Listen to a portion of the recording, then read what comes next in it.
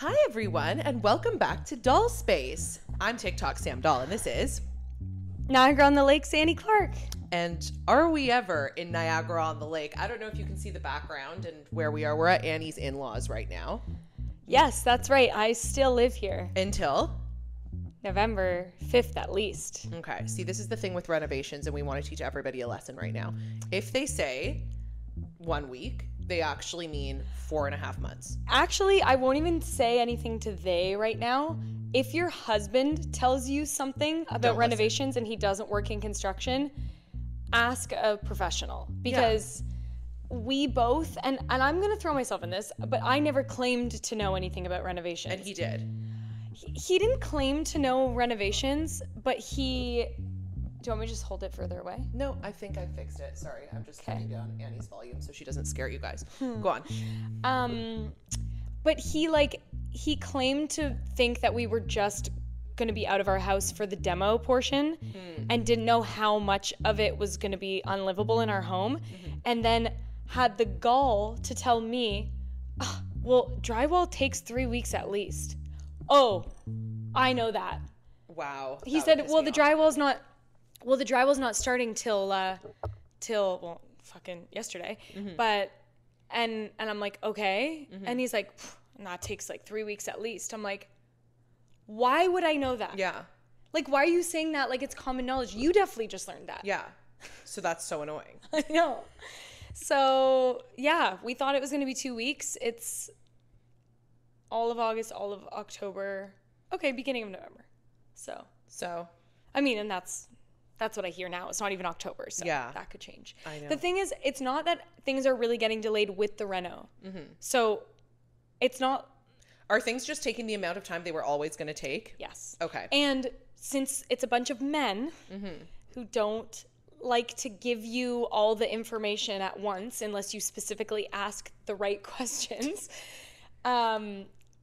I think our contractor, our friend Joe, knows that all of this stuff has to be done before you live in a home. Sounds like you got to get on the line with Joe direct.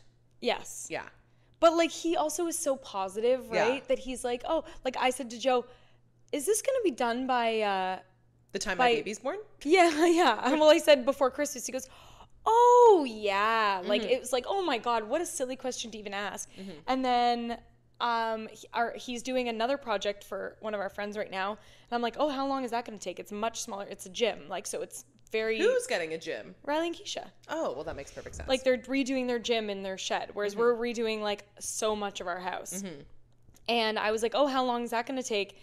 And he's like, oh, probably like 3 or 4 months. And I was like, right, so kind of same as our entire house. Yeah. Well, not entire house, but... Why is their gym shed taking 4 months? I mean, they also are putting in a bathroom and like HVAC. Like the thing is, theirs is a much smaller space, but they're actually doing a lot of the same shit that we're redoing. So I guess it kind of makes sense. But like the way he was like, oh my God, yours is going to be done before Christmas, no question. I'm like, okay, but you're saying theirs is going to be done kind of also at Christmas. So now it's making me think that ours is going to take longer. But well, you know what? Let's not think that, because the baby shower is January 11th.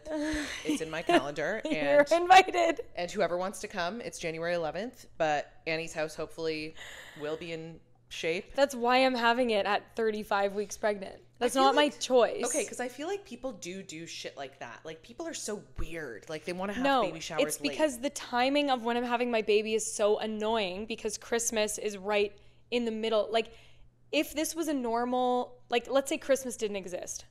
A horrible thought. Disgusting thought. Although for some, I guess it really doesn't. So that's fine. Shout out to Annie's Jewish sister. My nieces doesn't exist. Anyway, so I would have it like legit December 25th.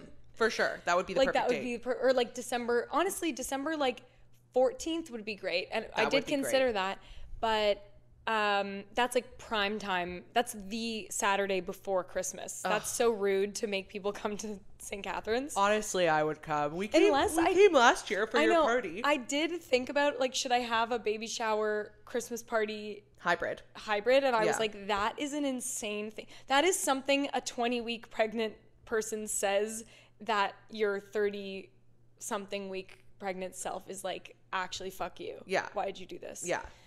So don't do that. No, I'm not going to do that. And I don't know what state our house is going to be in. So I really don't need to commit to 2 events. Mm-hmm. And so yeah, January. And then I'm not going to have it like the first weekend everyone's back after the holidays. No, you want to give people time to like relax, chill out, because January, as everyone knows. And November is too soon. And also my house isn't going to be done. And I want to have it at my house. So January 11th is the day. It's January 11th or bust.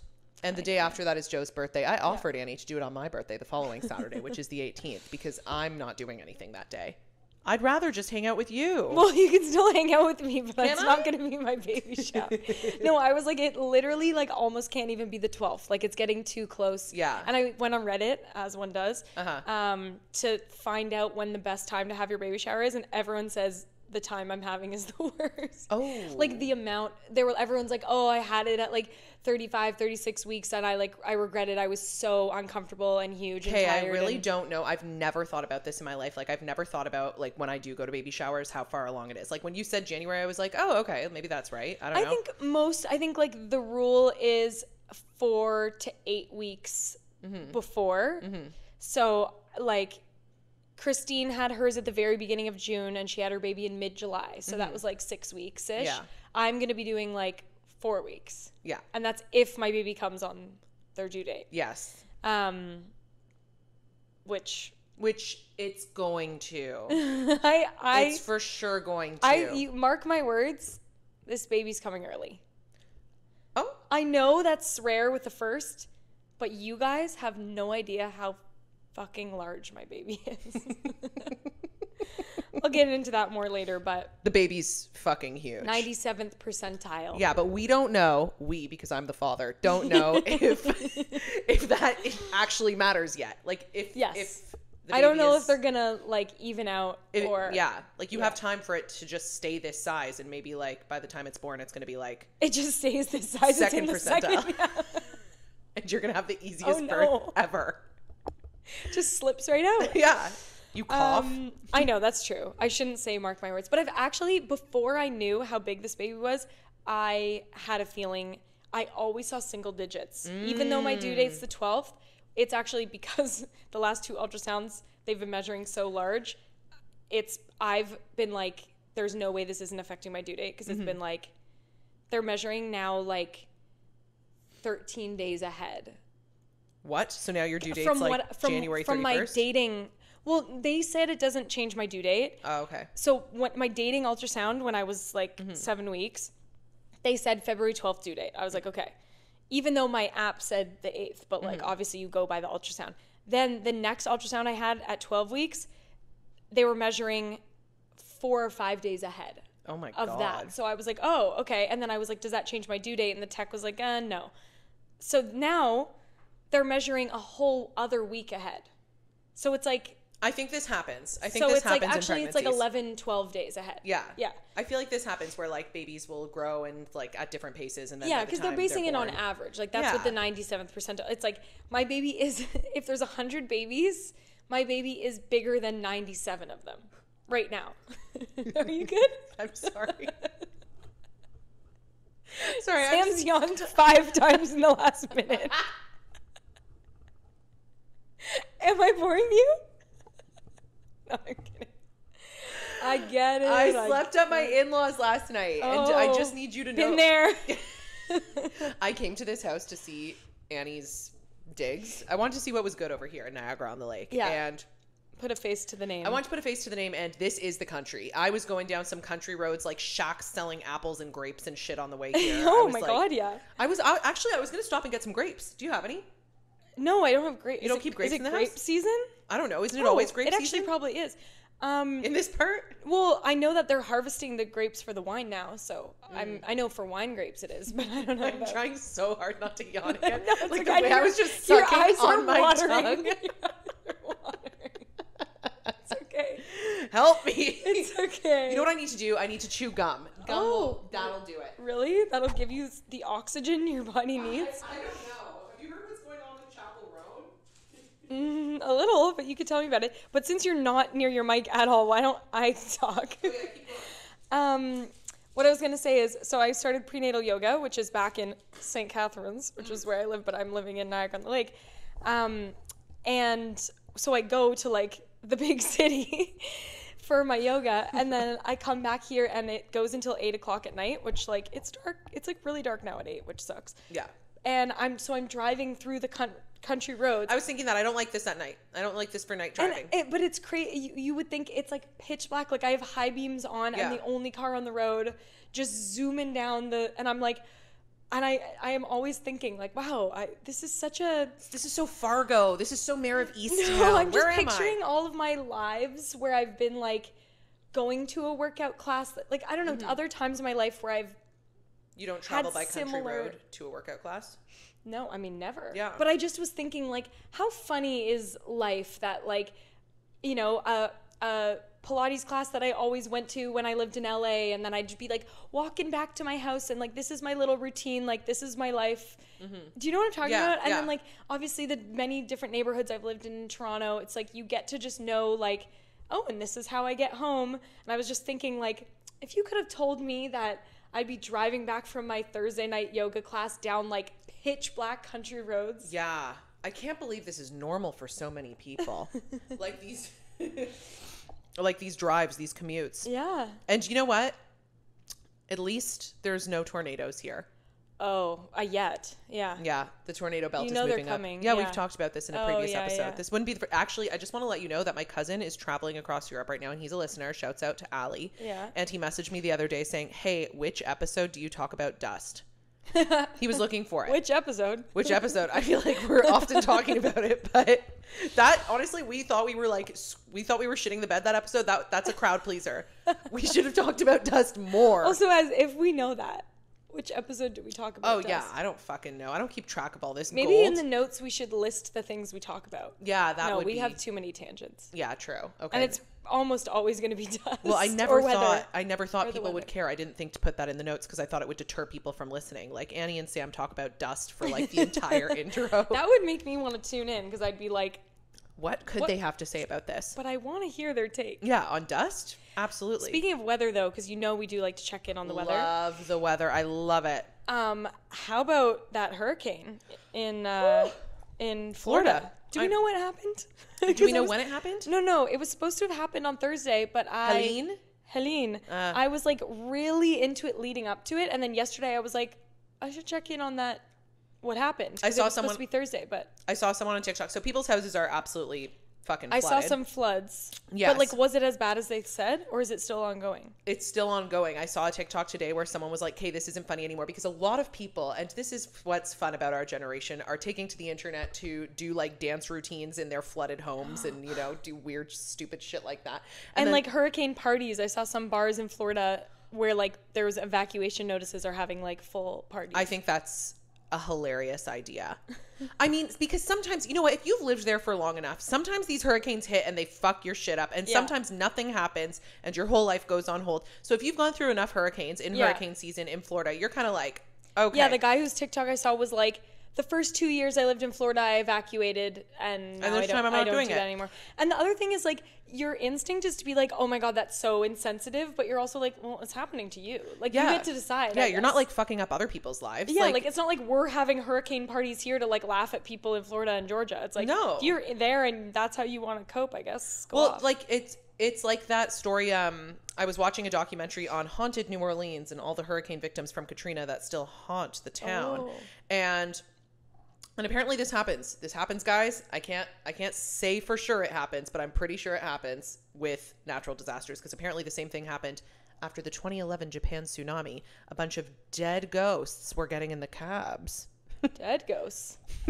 The cab drivers in Japan said after the tsunami they were picking up ghosts, okay? Google it. I don't need to don't shoot the messenger. Just Google that. Anyway, so I was watching that and they were saying... Imagine a ghost getting in a cab.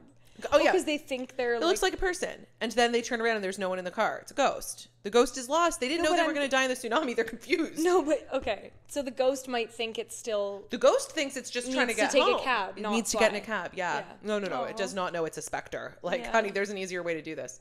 But no. Pretty sure you can fly, although you tell me. I don't know. I honestly don't know either. These might be lost souls that are still walking on foot, which is sad. Honestly... you'd think the number one bonus is that you don't have to do that and like Yeah. hail a Take cab, a cab. as a ghost. Disgusting behavior. Wow. Anyway, hopefully those ghosts all found where they're supposed to be. God bless Yeah. them. But anyway, I was going to say there was a couple that they were talking about in this New Orleans doc, and they were saying like this couple was like in their 80s and they just refused to evacuate. And like at the time you're kind of like, what the hell? But in their defense, they've lived there their entire lives, and they're like, yeah, we do hurricanes. Like, and it killed them. It absolutely decimated their house and killed them. Yeah, they drowned. Oh, But- it's like the couple on the Titanic getting into bed and... Yeah, and do you know who that couple was? Yeah. King Princess's... That's right, Annie. It was Isidore Strauss. Right.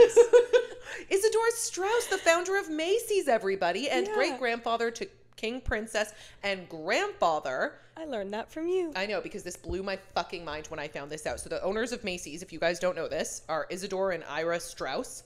They were on the Titanic. They decided to stay on the Titanic because they wanted to die together. They were madly in love. Like, she could have left, and she said, fuck it. I ride or die. Like, I sink with my husband. Aw. And then their grandkid married Stockton Rush.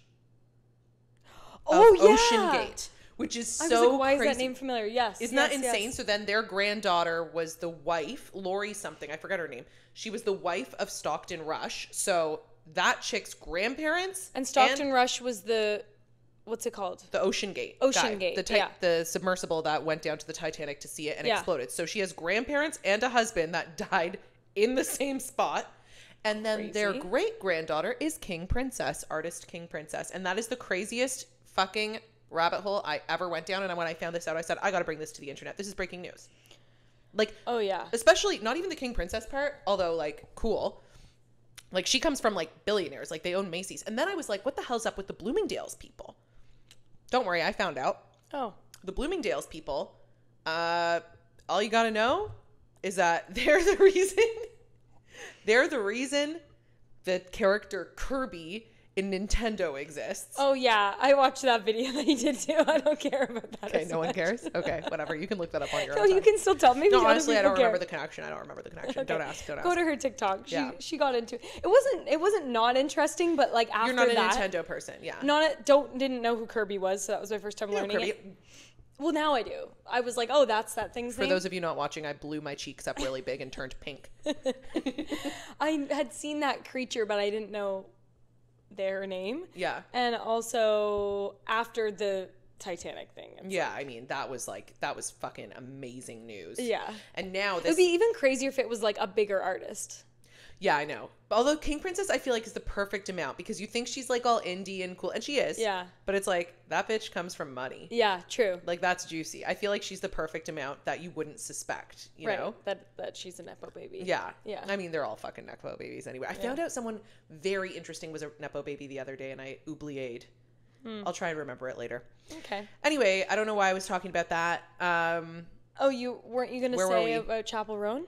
Oh, okay. Unrelated completely, actually, because Chapel Roan is not a Nepo baby, but she's catching some mad heat right now. I don't know if you're on this side of the internet. Because she's canceling stuff? Because she's canceling stuff, and because she had a few things that, like, people just randomly... I think people just like being haters because they're losers, because, like, you know, all the... Well, and also when someone gets so big, like, They're fucked. they gotta get knocked down a peg. I'm not saying but that's No. just how... Honestly, if I were that humans- famous, I would just fully be offline. I'd be like, fuck it. Because back in the day, like, when people got that famous, they weren't online for you to, like, yell and Comment. yeah. You could just not see anything. Like, Ed Sheeran has no idea if people like him or hate him. He doesn't even have a cell phone. Like, he's just Ed Sheeran? Ed Sheeran. He's on TikTok. Now he is. For a while, he was off the grid. His managers couldn't even get in touch with him, guys. Oh. Think Okay, about well, it, now guys. he's really on the grid.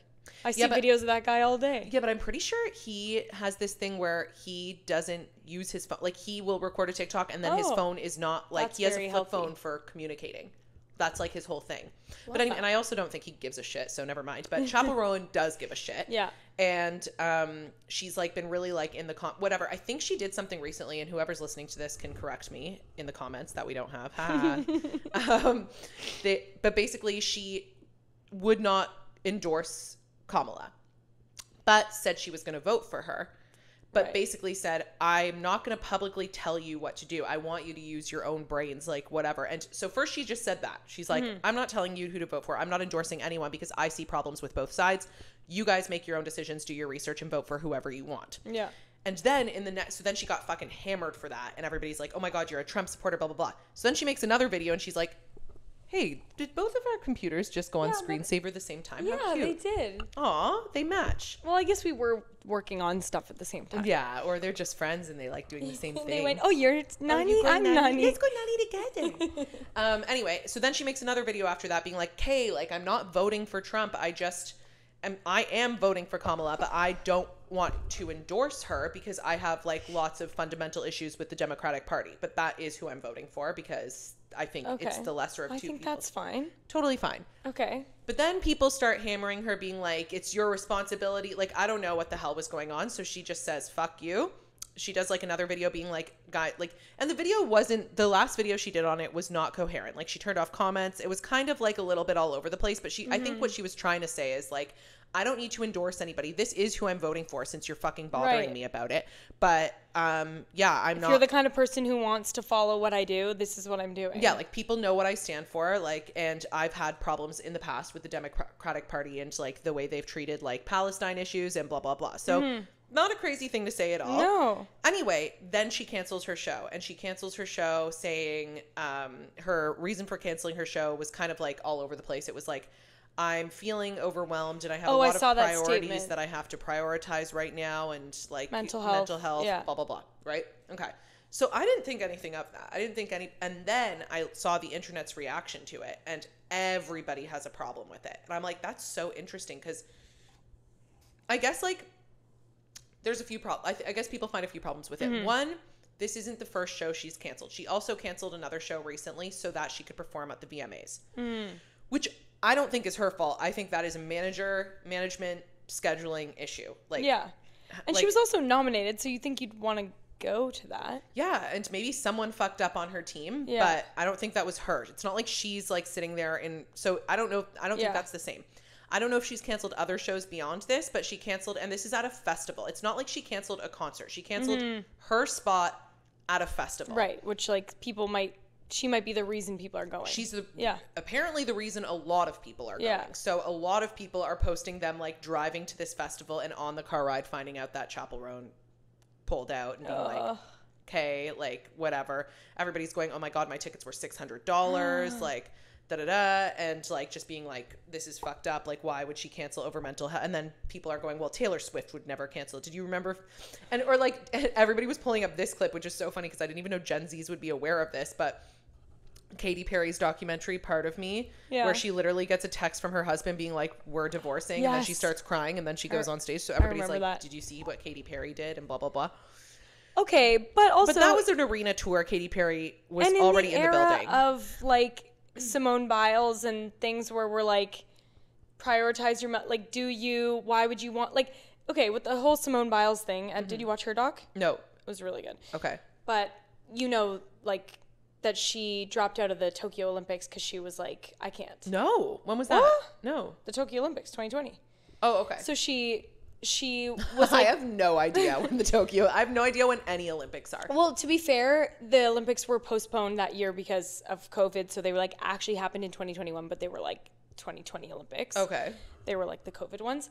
And she had this thing called the twisties, which was causing her to lose her space, like her place in the air. It's like when you get the yips in golf. Yes, exactly. So that's obviously like so dangerous and could be career ending. Yeah. And so she like did a very hard thing and like midway through the Olympics was like, I am not doing this. Like I don't feel like I can do it. My mental health is all over the place and whatever. And she dropped out of the Olympics and people were so mad at her being like how you let your team down. Oh, you thought you weren't going to win, so you just quit. Like, and she's like, no. So everyone like hammered her at the time and was calling her like un-American and like all of this shit. And then doesn't she come back in 2024 and fucking kill it? Yeah. But she like worked on herself during that time. Like she literally took so much time away from the gym until she felt like, and then she kind of started fresh again, like training herself from the beginning to to like get over this, and she actually got over this problem, but like needed the time to get over it, and luckily didn't break her neck over it. Yeah. And just prioritize what was going to be good for her in the moment, even though everyone was like, fuck you. And luckily she has like the best mom in the world too, who's actually her grandma, her step grandma. Oh. But like called her to be like, what should I do? And she was like, come home. Like, that's you're it. done. Yeah. Which is like, obviously she's Simone Biles, and like you could see how some family members and parents would be like, you know, want her to just be like, you're gonna be fine, you're just nervous or whatever. But her family really rallied around her. She actually took the time, she actually came back, killed it, and then now it's such like that's nothing. It's such a good example of like when you just know what you got to do for yourself.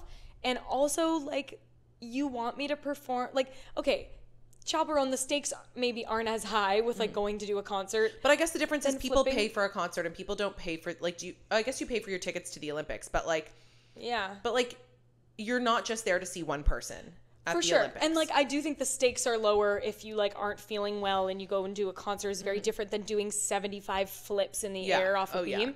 But there is something to like us going back and re-examining the Britney Spears of it all, and like all of these people that were going through a really hard time while performing for us, and like part of me is just like, who cares? It's not worth it. Like maybe I don't want you to be pretending to or like performing if you're not enjoying yourself, like totally. And that's what a lot of people are saying too. They're like, do I want to see a show where this person isn't in the mood? And but I guess the flip, or feeling resentful of us or something, like, right? And I think the flip side is that people don't believe her. People are like, like she's just calling in sick because she's annoyed that that she's having a rough week in the media. Like that's what people are saying, and they're saying, well, guess what? Like we don't, and then they start comparing it to themselves, being like, you know, do you know how many bad days I have at work and I don't get to call in sick? And like, you know, I work 5 days a week and you do like 4 performances or 5 performances a month. And like, it's an hour of your time and you won't do it. Like, so people are like, and I actually don't know where I land on this, because first of all, I don't think that's a comparison that matters, because I just don't like, especially because there's so much more wrapped up in it than the performance. Like, some people actually can't handle fame, and she's very open about being like, I don't like being famous. So I get when you are like working for years to be an artist and then you just blow up and you're like, fuck, I really don't like this part and I'm having a hard time handling it. And then people are like, fuck you, you owe us this, you owe us this. And it's like, this is what you wanted, now fucking perform. Yeah, and she's like, maybe this actually isn't what I wanted. Because like, you don't really know what you're signing up for. Yeah, and I think honestly, if people are just people, brother. And I think ultimately, like, if you want this chick to keep making music, which I think a lot of people do, it's like, just don't have this reaction towards her. Well, like, if you want to just keep making bops, she makes bops, and that's it. There's a lot of people that you'll never be able to see in concert. You know what I mean? Like, there's a lot of people. The Beatles, for the record, guys, toured once. And never again. Like, no one saw them. They came to America in 1964. They made a bunch more albums, and they never, ever, ever toured again. And no one ever got to see them. So it's like, my mom saw them. I know. And you know, it didn't matter if you saw them, because I'm sure your mom said you couldn't hear shit, right? Yeah, everyone was screaming. But she still said, like, best day of her life. Yeah, obviously. But still. And then she saw Elvis? No, she didn't see Elvis, but there was a big concert that came to Varsity Stadium at U of T, like an outdoor festival. Yeah. When she was 19. And she saw John Lennon and Yoko Ono there, too. Cool. So she did get to see him again. And, like, some crazy, like, I want to say, like, Little Richard, or, like, I don't know. There were people like that. Little Richard, another dude that died in a plane crash. They're all fucking dead in plane crashes, guys. Well, guess if you're, like, rich and you ride in enough private planes. If you ride in enough private planes in the 50s and 60s, you might get got. He didn't die then. Did he? Little Richard? I feel like Little Richard went down in a plane, unless... No, maybe he went down in a plane, but it wouldn't have been in the 50s. My mom was born in 1950. Maybe she saw him at 19. Okay, so maybe it wasn't Little Richard that died in the plane. Maybe it wasn't Little Richard that my mom saw. No, it was. No, you're right. Sorry. Little Richard died a normal way in 2020. There was another guy that died... 2020? Yeah, he died in 2020. Okay, that's so recent. And not in a plane. When Simone Biles left the Olympics. Yeah, and not in a plane. He died totally fine. I do highly recommend that doc, though. the snowmobiles like docu-series thing, and there's a part 2 coming because obviously they didn't cover any of the Paris stuff in this one. But yeah, it's like you kind of look back at that time and you're like, oh, that was actually a really good call for you. So it's like, imagine with Chapel, like, God forbid her mental health actually is so much worse than we think. Like, we're also operating from a baseline that this is just like a normal chick. Like, what if she has severe... Well, she does. She has BPD. Okay. She, like, told us. Oh. She told us. Okay, and people are getting so mad at her? People with BPD can't handle that. No, I don't think so. And, I mean, what do I know? But I'm just like, I don't know. What it, like, God forbid, what if something bad happens? She's forced to do this, something bad happens, and then we're like, oh, that's so sad. It's also, like, you never want to see someone have like a breakdown on stage. That's my nightmare. Well, yeah, I just think so the sad. Britney of it all has should have made us all examine the relationship between fandoms and starlets. That's why some people are like, we're putting on this them. is badass of her. She's like, I get that this is fucking me up, and a lot of people don't have the choice, and she's like just setting very realistic boundaries. I know, like the one where she was like, don't hug me in public. That's fine to say. Yeah, I agree. There's been so many, like, I know I'm not on this level at all, but there have been so many times I've hugged random people that I've really not wanted to hug. And like, it's not the end of the world. Like, also, it's you fine, don't know people, but... right? Like, it's like, okay, maybe you were a normal person wanting a hug from Chapel Roan, which is already fucking weird. You're not normal if you want a hug from someone. Like, get a picture, get a hug. A lot of people have asked to hug me. That's fucked. And I hug them, and it's fine. But that's also because I'm like a fraction of the fame of Chapel Roan. Okay, so like, but, like, I what can are you give doing one when hug a celebrities- month. But like, if you're somewhere and 95 people want to hug. Okay, but Annie. Okay, you know what? I'm going to scold the Dollspace listeners right now. Actually, what are you doing asking for a hug? Get a fucking... It happens a lot. It's fucking weird. If anybody asked me for a hug, they're not getting a fucking hug. I'd be like, here's a photo or here's an autograph. No, they say, can I have a hug? And what are you going to say? No. No. What are you fucking asking? You don't say no. Okay, well, no one asked me for a hug, please, because I probably will say yes. That's why I do to. sympathize with Chapel, because instead of probably saying no to people's faces, although maybe she has now. What's the hug for? She went online and said, don't ask me for a hug. And so she's like, I'm saying it here because it's awkward to say to your face. I just don't want to touch you if I don't know you. Yeah, fair. Totally fair. So fair. And I think we need to be understanding that. I had no idea the thing was hug. I thought it was like a photo or something, and she was like, knocked down. She probably doesn't like that either, but I'm pretty sure she was like, I don't really like want to be touched. Yeah. Yeah. Okay, asking a stranger for a hug is honestly, pathetic. Pathetic.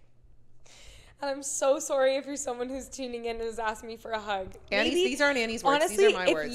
I didn't know that many people were asking famous people for hugs. If you listen to Dollspace and we have met and you've asked me for a hug before, I probably actually have been down because I could tell that you were like my kind of person. Yeah, okay. Like, if you are now a listener of this show and you enjoy it, then like we vibe. So if I've given you a hug, that's okay. That's okay. That's good, Annie. That was a good disclaimer to say. Also, this is not Annie's thoughts. These are my thoughts. I mean, they were kind of my thoughts. I brought it up by saying, like, it's annoying when people you don't know. I just can't imagine going up to a celebrity. Like, let's say I meet Lady Gaga or Taylor Swift, or like, who do I want to meet? Lady Gaga. Yeah, people do that. I just can't imagine being like, oh my God, Lady Gaga, could I get a hug? No. Sam, it's so normal. It's like one of the main things people do. Asking someone for a hug is just so weird. What are you getting from that? Unless someone's taking a photo while I'm giving you a hug. I guess. You're like, oh, I mean, don't get me wrong. There's a lot of people I'd like to hug. I'm not going to ask them. You meet Leo. I would never, no, this is what I'm saying. I would never ask for it, but don't tell me you wouldn't like a hug from Lady Gaga. If Lady Gaga went in for a hug, sure. But it would never cross my mind to be like, hey, Leo Woodall? I'm never, ever going to ask that man for a hug. He goes, oh, hi, love. Nice to meet you. Yeah. I'd be like, oh, that hottie hugged me. Yeah. Kiss him on both cheeks. Don't ask. Europeans. Sorry, I'm European. He's like, I'm European. Sorry, I'm European. Tongue kiss him. No, you No. don't do that against someone's will. Don't. And also don't even ask. Don't Just ask. don't. Just do it. No. No, what, the best fan interaction in the world, I'm going to tell you right now, It's a hi and bye. is someone who goes, hi, I know who you are, loved you in this, or whatever they want to say. Yep. Says, can I please have a photo? You take a photo, and they say, I get to say something to them. They say, great, have a nice day, so Yep. nice to meet you. And then they walk away. Like, I love when someone walks into those interactions knowing exactly what they Yeah. want out of them, and what they want is normal. Yeah. Because, like, the worst kind, and I get that it's, like, nerve-wracking, but the worst kind is either when someone, like, knows you but doesn't know what from. And so then they have make the you gall do to it. ask. Yeah, they make you do all the work and, like, list your entire catalog. Yeah. Doesn't take me that long, but it's still annoying because each thing is more. If you don't know it from Degrassi, then I really don't know. I'm what like, you know oh, me Roxy Hunter and the Secret Shaman? I'm like Teen Lust. I hope not. Why? Teen Lust is your best movie. Don't be dumb. Your worst movie is for sure. Well, I forgot what No, you haven't seen A Royal Recipe for Love, Sam. I have a worse one. Worse than Love Hacks? Yeah, I think so. Well, because I think in Love Hacks my performance was good. Royal But in Recipe Royal for Recipe Love. for Love, it's like, is this girl okay? It's not right. Luke the other day went, oh, that movie you did like a year and a half ago never came out. I went, oh, it came out. He was like, what? I never saw it. And I'm like, yeah, that was by design. Wait, do you have a British accent in that one? Somewhat. Transatlantic. It's even worse. I actually wish I had a British accent. We It's borderline like, have to watch It's literally it. like, my dear, what? My brother, the Prince of Synovia. Is like it Synovia? Yeah. That's gotta be like just off from like a lawsuit. One of the Princess Diaries. Yeah. Yeah, and it's like Synovia, but everyone has American accent, has transatlantic accents, and to varying degrees. It's so deranged. But the edits as brutal as Love Hacks. I honestly didn't watch enough of it. Like, I didn't like sit down and watch it. Like, I was like, oh fuck, this movie's out, and then I just like kind of skipped to a few scenes, and then I was like, that's enough. Like, I didn't watch it from start to finish. Okay, so just we'll have to do that. all right, we definitely. I'll watch it with you. Wait, is it a Christmas movie? No, Wait, it's just about cooking. What's it called again? A Royal Recipe for Love. Actually, I shouldn't be saying this. Guys, I did that for you. I made her repeat it. Wait, what's it called? Wait, hold on. Say it. Project. It's okay. We're among friends. A Royal Recipe for Love. I have to watch it. It's not a Christmas movie, but we did shoot it in the winter, so it like is snowing, and I don't know why they didn't just make it a Christmas one. Okay, but- and where's the palace? Is it Casa Loma? No, this was the Cambridge Hell. Remember that Cambridge Oh. movie where the toilets didn't work, and it was like the worst on-set experience I've truly ever had in my life. Yes, there was a septic tank that overflowed or something. Yeah, it was like the porta potties. That movie wasn't up to code. No, there were so many things wrong with it. The only thing that was right is that the crew and the cast on that were so good. Yeah. So it was like that really. But if you had to take The a people shit were on this so set, good. danger.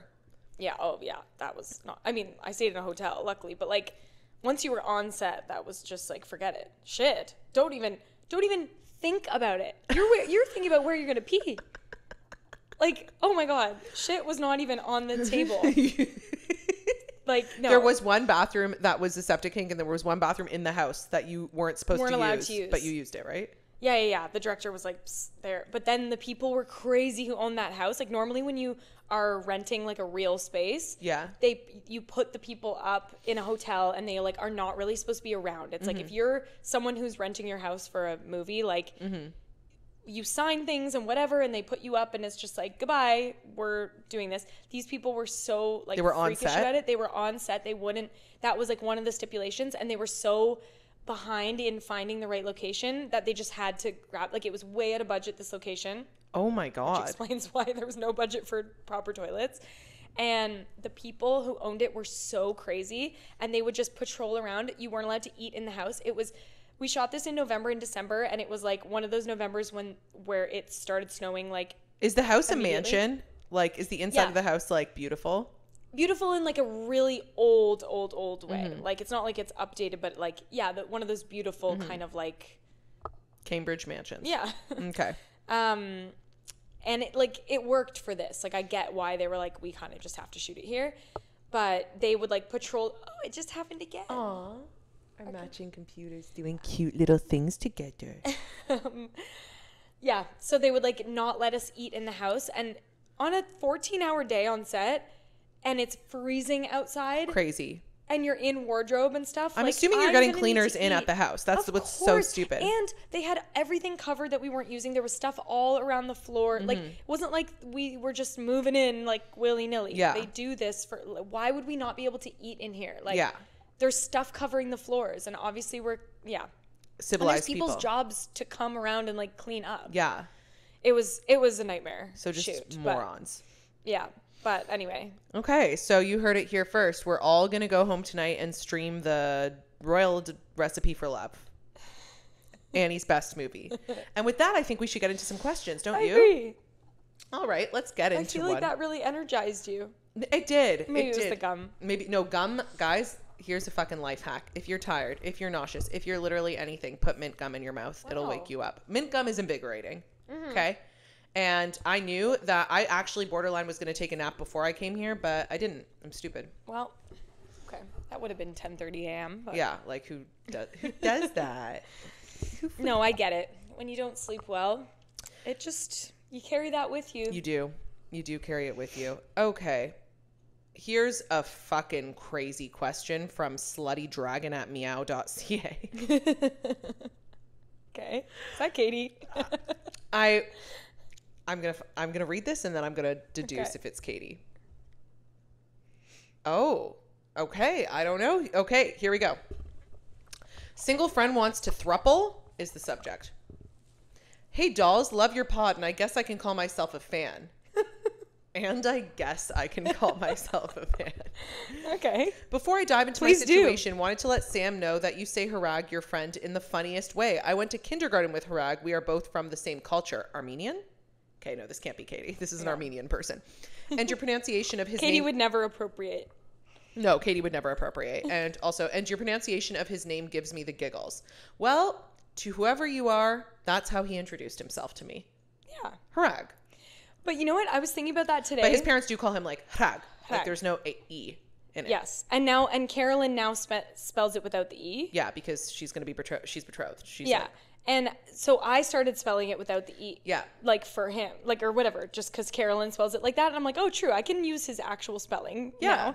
And so like at my wedding and everything, I did it without the E, whatever. I've been spelling it without the E now. But then it's funny because his own Instagram has the E. is Harag. So now I feel like it looks like I don't know how to spell my friend's name. No, I put HRAG on their wedding cake. HRAG. Yeah. I took out the E on their wedding cake. Yeah. Like if I'm doing it like if I'm like writing them like a letter or something or like a letter. No. You do it the actual I'll spell it his normal name. Yeah. But like I call him Harag. I'm not going to like put on an accent. That'd be fucking crazy. Yeah, I don't know how like a non-Armenian person's supposed to say it. Yeah. Well, that is the problem Harag came up with a million times, and that's why he made his name Harag. Right. So that we didn't have to try and say it. He never said that he didn't like the E, but I just was like, I can spell your name properly. Yeah, when Carolyn talks about Harag, she doesn't go like Harag. No. Like ever. And that's her fiance. And maybe that's not even how you're supposed to, like, maybe friend, tell us. Hey, maybe friend, you can tell us, but that's how I'm pretty sure his mom says it. Yeah, I mean, there's no other way that, it's 4 fucking letters. How much can we fuck this up? Yeah, exactly. All right, I, 33, recently got married. I was a little late in locking someone down and spent my entire 20s looking for a dingle. Okay.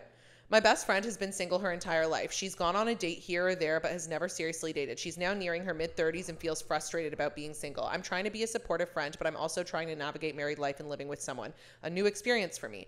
I love my husband and genuinely love spending time with him, but I also want to prioritize my single friend. She has made comments in the past about how she feels her coupled friends should prioritize her feelings and make sure she is welcome and comfortable at events. I get it. It sucks being the single friend while all your friends are coupled up. However, I don't feel like it's my responsibility to constantly entertain her when I want to prioritize my husband's comfort, who is new to my friend group and community. Up until I started dating my husband, she was more pleasant to be around, but since then I've noticed her turning bitter, and the idea she has that everyone owes her and should make sure her feelings are prioritized irks me. I once upon a time was single too, surrounded by friends who weren't, and never felt like my coupled friends needed to make sure I was taken care of. I know you guys have a vibrant social life with lots of meaningful friendships. How does someone who really only has weekends to socialize prioritize spending time with her husband, seeing her parents and family, spending time with other like-minded couples, and making time for this one single friend who is craving some attention from time to time? Cheers, bitches. P.S. Playa Cabana Hacienda was the best. Playa Cabana. R.I.P. Oh, okay. This isn't Katie. Yeah, have to agree with that. Oh, okay.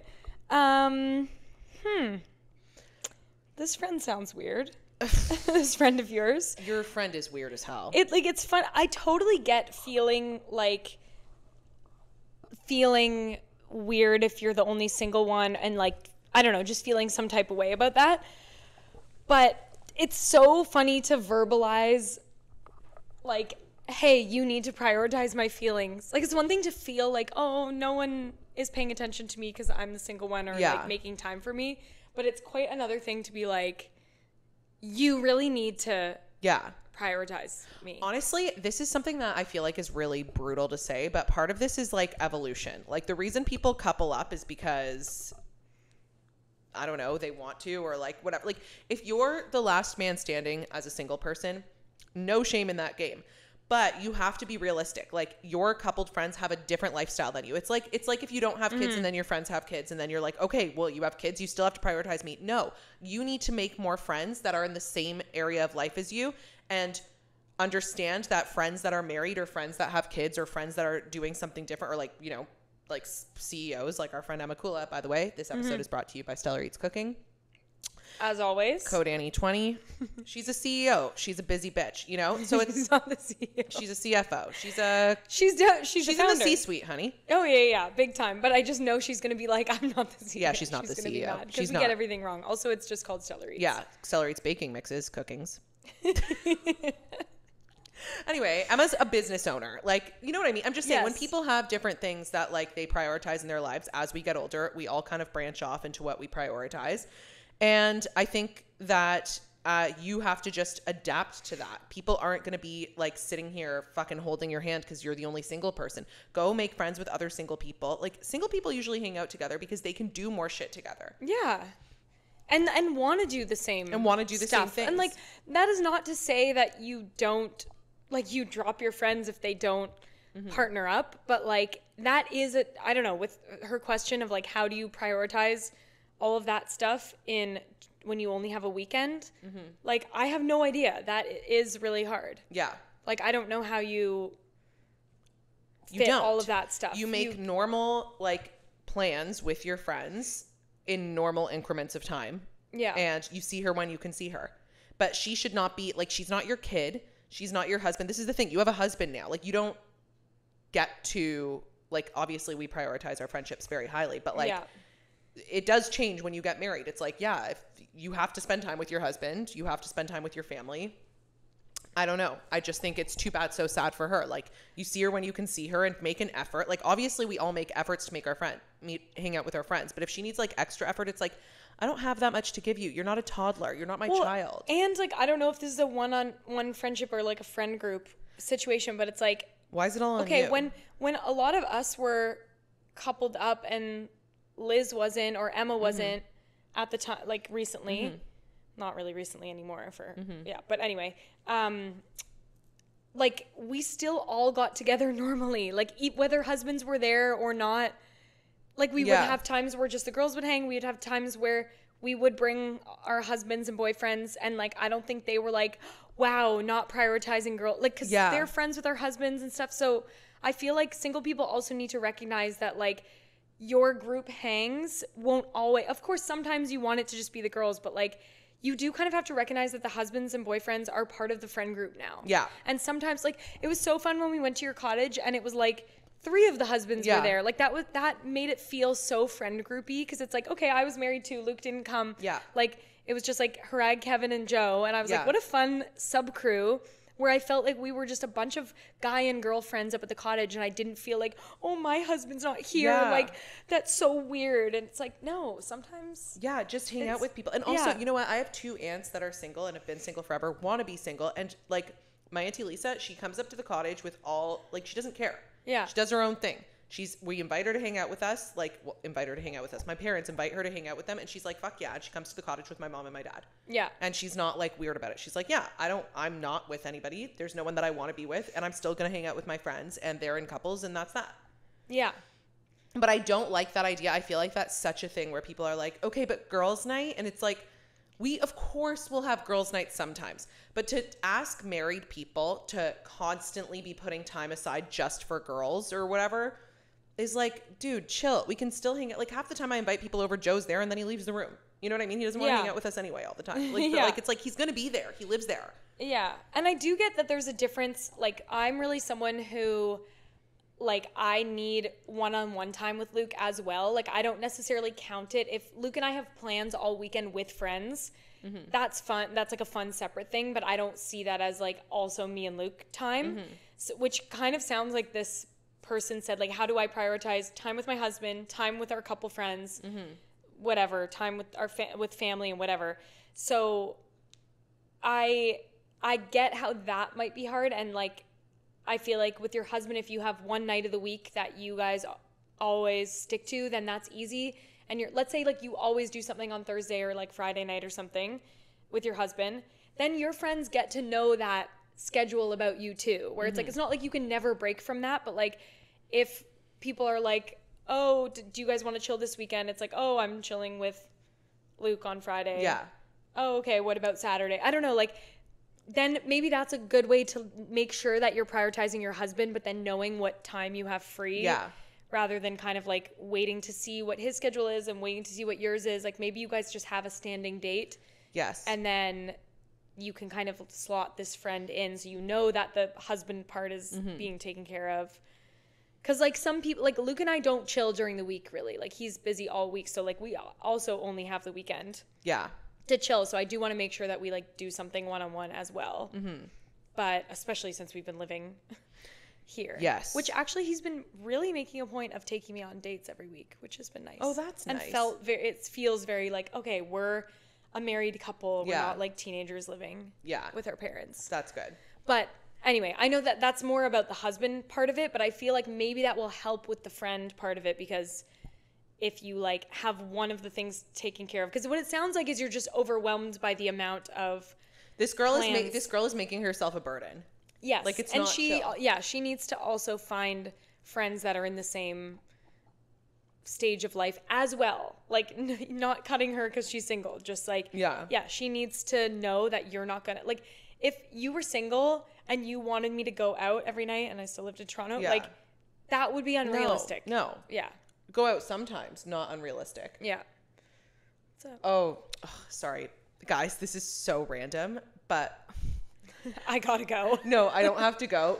But my great uncle is taking the end of life medication on Monday. Whoa. Isn't that crazy? Good for him. I know. And on this note, I do have to pee. So let's pause and return.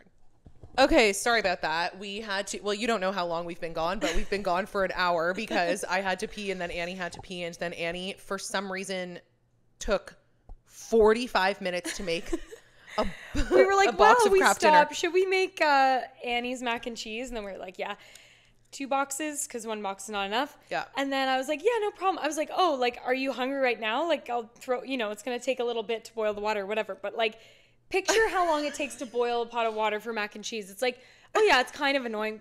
Multiply that by like 5. That's how long this pot takes to boil. Because you were using some sort of weird function on the stove. She's like, I'm using super fast boil. I was like, are you? This is crazy. Opposite day. there's a part on the middle of the burner that says fast boil. Yeah. And it's the one circle, and then there's the other rings. Right. So I turned the dial to the thing that was this circle. I bet it's only fast boil for a smaller pot, because a smaller pot, that would be the but it was the circumference of that pot. But I think, I don't know. Something was wrong, because we were talking for so long, and finally I was like, bitch, what is going on with that mac and cheese? She's like, I don't mean to make fun of you, but what's happening with that water? I'm like, it's not making fun of me. I'm also experiencing it. She's like, this never happened. Also, this is not my house, not my pot, not my stove, not my monkeys, not my circus. But it really was. Not my pot, not my circus. That's what I'm going to start saying. But it is my lunch, so. Yeah, and we need that. It really was my problem. Anyway, okay. So anyway, we finally made that. We made that one entire box. Yeah, each. we both ate a box, and now we're back, and we're rejuvenated, and we're ready to continue with this thing, because I feel like we didn't give. Let's finish No, up I the feel advice. like we stopped using your great uncle was taking the end of life medication. Sorry, guys. You're like, which on that note, I have to pee. I'm like, on that note, you changed it to a new subject. Okay. Nothing funny about someone dying, and nothing funny about the end of life medication. No, but only funny when you segue to having to pee.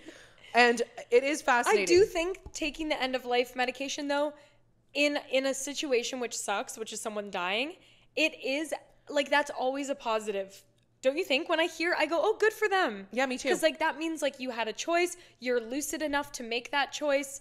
You get to go the way you want. Like, I'm happy that that exists, and I'm happy that some people can take advantage of that. So like, although dying is sad, I never think that's sad. Although dying is sad. Do you know no, you wouldn't know the Nathan For You episode? Which where Joe will know. Joe will know. There's a Nathan For You episode where he's like, he comes up with this idea for a funeral home that you can hire actors to fill a room, because some people aren't just popular. some people aren't popular, and it's like a service that you can add on to make it look really whatever. And and like the actors that they get are real people, and they're like obviously the craziest people. Yeah. And they rehearse this like play that they're gonna put on, and they all sing as people are walking into the service. Dying is sad. Dying is sad. So sad. And they're like real actors pretending to be real people at the funeral singing a song called Dying is Sad. So sad. Dying is sad. So sad. That's facts. Yeah. Honestly, anyway. That's facts. Well, anyway, all I was going to say was my dad was visiting. You know, we were talking about this with Liz yesterday too, because there's nothing more sad than getting a heartbreaking text from a parent. I know, like grandparents or older people dying, like usually one of the saddest parts is how your parents reacting. But yeah, anyway, my dad was just, sorry, it's not funny. It's just like when something's out of context, it's funny. He just goes, said bye to uncle, like whatever, heartbreaking day for me. And he sent me that in medias pod. And I was like, okay, I gotta pee. I gotta answer my dad. I gotta fucking call my dad. And make sure he's okay. 2 hours on mac and cheese. Yeah. Anyway, you did talk to him. And I did talk to my dad, and my dad is okay, and everything is okay. It's and actually good for uncle whatever. Good for uncle whatever. Lived a long life. He's like well into his 90s. Yeah. He's in his 90s, and he has Parkinson's. It's just like interesting. I don't know anybody that's chosen. Obviously, I'm lucky. Knock on wood. Oh, there's so many knickknacks in this fucking house. Brass squirrel. You hit a brass squirrel. What is this dish? That's for the remote, Sam. Oh, okay. I'll just knock on the drywall. We're rebels, so we don't put the remote there. Oh. We're alone. Yeah, my in-laws are at their cottage, so that's why Luke and I have had the place to ourselves. That's why I'm here. Obviously, I wouldn't be here. We're in the open house. space. Yeah, normally when we do this remotely, I'm like tucked away in my little basement lair. Yeah, if you've actually you haven't, because I haven't posted them as YouTube videos for the right reasons. Yeah, like the lighting is abysmal. Annie looks like she's in a dungeon. The last few times we've also been so sniffly. I'm like, I mean, I still am, but I'm just holding it together. Miserable. Anywho. Okay, well, we also, I think, were answering a question. Oh, yeah, we were talking about that. No, I think we did sufficiently kind of answer that. Okay. We basically just I've said all I can say. I'll just top it off by summarizing and saying, like, yeah, bottom line, how do you fit time for all of those things? You prioritize things, and then you make a little schedule, and this chick does not get a bigger piece of the pie than you or your husband or your family. And just to play devil's advocate for this girl who seems annoying, not the writer's friend. I do think there are sometimes when certain friends are not good at being in a relationship and keeping up with their friends. I don't remember if we've said this on the pod, but like, remember when you said to me something once that I like never forgot when I was like 19 or 20? Oh, what was and it? You said, like, you like called me out for being too into my spending too much time with my boyfriend. You said, sometimes when you have a boyfriend, it's like you don't need friends.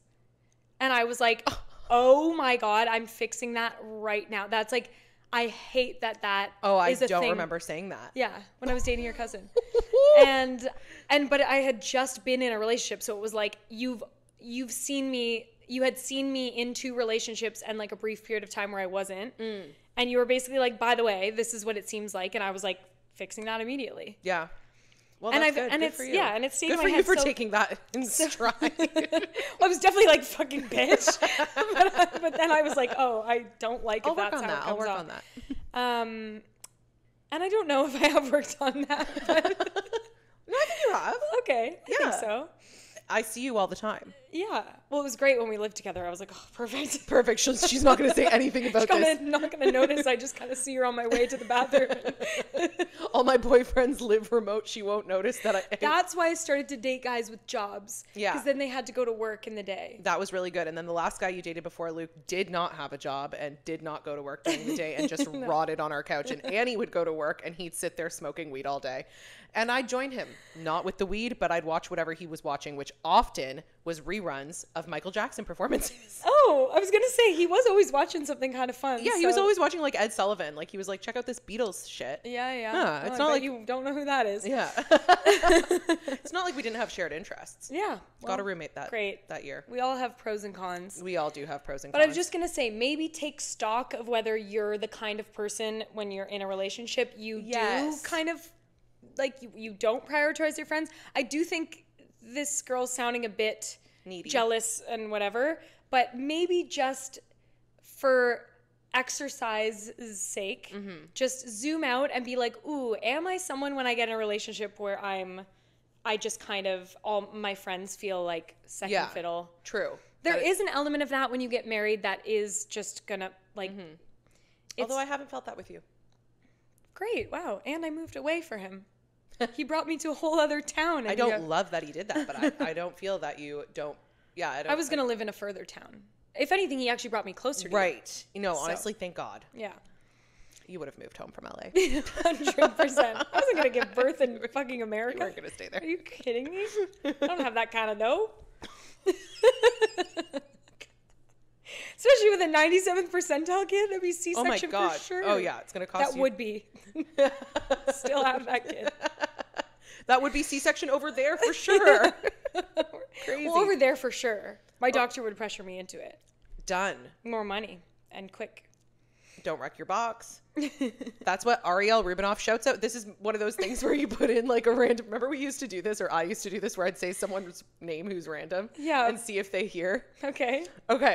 I did this on my blog, Taco Nights, when I used to have a blog. Oh, I loved that blog. I had a blog called You Taco guys Nights. like this podcast? You should have been on Sam's blog. It was unhinged. It was the funniest thing I've ever read. Fucking Taco Nights. Anyway, one time, I think I put Minya on Taco Nights. This girl that we like now talk to a lot, but there was a few lost years. Went to high school with. A few lost years after high school where I like didn't talk to Minya at all. And I put her name in Taco Nights, and literally 6 years later she was like Googling herself for some reason, or like looking at her LinkedIn in my fucking blog. Yeah, you definitely put first and last name. Oh, for sure. I'm such a first last name bitch. But what I was going to say about Ariel Rubinoff is completely lost.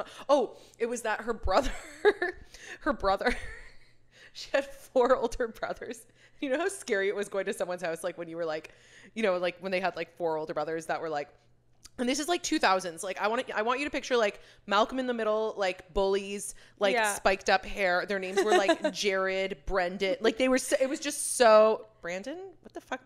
What the hell was her brother's name? Anyway, whatever. And Cole. Okay. It doesn't matter. I want to call out the whole. I want to shout out the whole Rubinoff family right now. And I want to just say that when Britney Spears gave birth to her kids and her mom was reading the news. We were at her house and her mom was reading the news and said, Britney Spears had a C-section. And Jared was just walking around. I was like so scared of these guys. And he's like, smart, didn't ruin her box. And I literally have regurgitated that till this day. Yeah, you said that to me when I said, oh no, my kid's so big. And you were like, oh, well, maybe you'll get a C-section. You won't ruin your box. Shouts out to Jared Rubinoff, who just got married. I saw on Ariel's Instagram. A lot of information on the Rubinoff family. Stop. Anyway, I can't believe you said that in front of his mother. Oh, no, you don't understand. These boys were crazy. Like her house was scary. They didn't give a shit. They were swearing all the time. They'd like smoke weed in front of it. Like it was like crazy. Like it was like the Wild West at her house. You can ask Tori.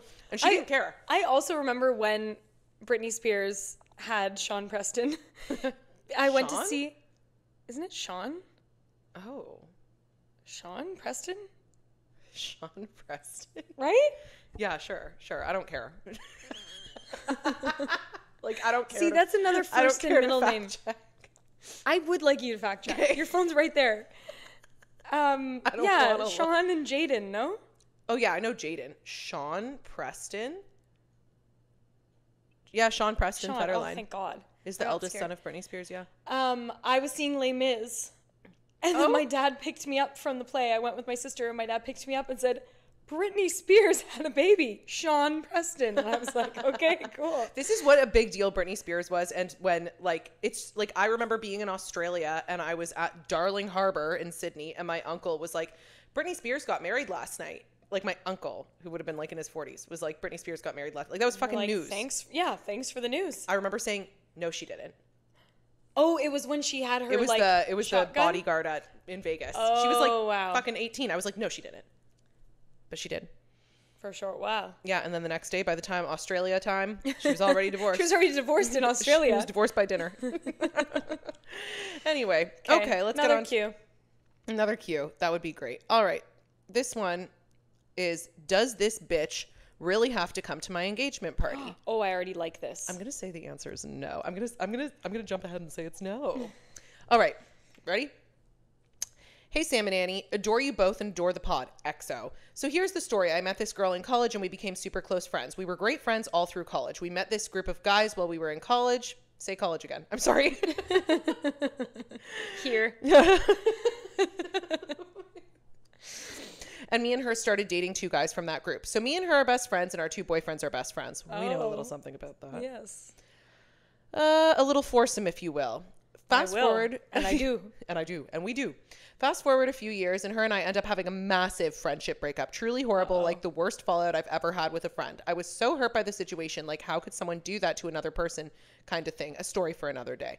I tried to be civil with her for a while, but for the sake of the boys, but she would fully blank me on the street. And I heard from other friends that she was talking shit about me all the time. So okay, fuck you then, LOL. Truth be told, I now cannot stand her. I'm so sorry, but she is a raging bitch. I can't talk about her. I can't see her face. I simply cannot with her.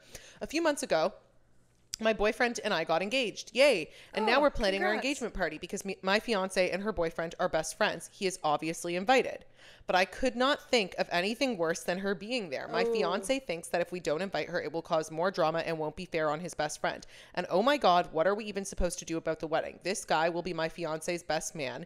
And he thinks it will look bad if we don't invite the best man's girlfriend. But I honestly think it would ruin my day to look out and see her face. LOL. Am I being a crazy person? Should I just suck it up and invite her to the engagement party / wedding? Much love, XX. I have so many thoughts on this. I'm going to start by saying I take back what I said at the beginning, and I think you definitely have to invite her. But you say your thoughts. Yeah. Well, I don't know if you definitely have to invite her, but I think since this is a mutual fight, like it's not like you just secretly hate this girl and she thinks you're best friends. She might not come anyway. She'll probably not come. Yeah. And I think you can look like you did the right thing, and I think she'll be like, why would I want to go to that? Like, yeah. If it really is what it sounds like. And if she goes, then, like, whatever. You are so busy on your wedding day. It's your engagement party also. Like, or your wedding. Like, you are like that. She won't come, or she'll come and it will like kill her that you're like looking hot and being happy. Yeah. And you just don't care. Like, it's not like even her being there, like the worst thing you'd have to do is say hi to her. But I think absolutely you have to invite her, because it's not worth having that. Like, this chick is not worth having any sort of fight with your husband. Can the boyfriends work this out, like, in a way, or like, can you suss it out by being like, can your husband be like, fiance, whatever, say to his friend like, ugh, it's annoying that the girls have this beef, like, because it seems like this is out in the open beef, right? I feel like he could say, does so-and-so, your girlfriend, like, what's her vibe, like, with coming to the wedding and engagement party? Like, he might be like, I feel like she won't come. Or, like, I don't know. Can't the guys maybe suss out what's likely to happen here? I mean, I think if your boyfriend or if her fiance says that, he has to say, like, obviously we're going to invite her, but what do you think? You know what I mean? Like, I think it's weird to be like, to have a conversation with someone about whether or not we should invite her. I think you just invite her, and then whatever happens, happens. And have the boyfriend suss out, or be like, I know they're not getting along. Look, I know they're not getting along, so like, no pressure if she's like. But what's the point of sussing it out? The girl's either going to come or not. Like, it just gives you the heads up? Because maybe it gives them her permission to not come. Like, maybe if the boyfriend says to the other boyfriend, like, oh, I know they don't get along, whatever, like, obviously we want to invite her, like, you know, she's welcome to come, but like, also I understand if that's like not something she wants to do. I say you invite her and then have that conversation. Like, she's obligated, like, maybe he's gonna be like, that's so fucking weird if you don't show up. And it's like, actually, we'd rather you not show up. Right. And what if she's like resentful of coming and you're resentful of inviting her, and it's like, no one wanted this to happen anyway. And it's like, or you could just not come, and then that makes everyone So happy. I think either way you invite her. Yeah. And then she can decline the invite. Yeah. And that's fine. And the boyfriends can have the conversation after you invite her. So it's not like no part of this gives off if your boyfriend is gauging whether he can get away with not inviting her. It's like, you're already invited. So now just know that if she doesn't feel comfortable coming, that's totally fine. And but it's obviously like we were going to invite her. That you've extended that, where you can just be like, I've done my, I've played this well. I've been the nice one, and it's kind of up to her to like. Also, hating someone that much is like so like annoying. It's just like, okay, who cares? This was going to bring me to my next thing. I know you didn't tell us what happened. I really wish you did. I really wish you did too. Maybe you could write in and just, maybe we won't even say it on the pod, but like, I would just like to know.